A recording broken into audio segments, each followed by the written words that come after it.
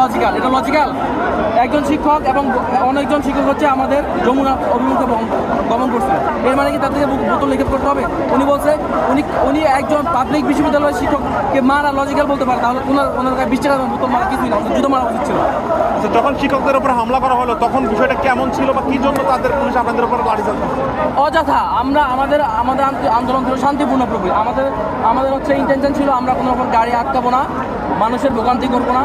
এই যে এই রাস্তাটায় গাড়ি যেভাবে আছে সেভাবেই চলবে, কিন্তু আমরা যখন ব্যারিকেডে জাস্ট হাত দিই ওরা হচ্ছে টিয়ার সেল থেকে সাউন্ড ব্রেক মারা শুরু করছে, এবং হচ্ছে এটা যদি ভয় দেখানোর উদ্দেশ্যে মারা হতো তাহলে কি হতো, কিছু দূর আগে মারা হতো, আমরা ভয় পাইতাম, আমরা থামতাম।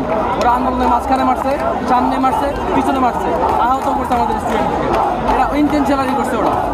সর্বশেষ জানতে চাই, আপনাদের দাবি যদি না পূর্ণ হয় তাহলে পরবর্তী কর্মসূচি আপনারা দেখতে পাচ্ছেন জবিয়ান কখনো থামে নাই, জবিয়ান নির্ভীক এখানে অবস্থান করবে।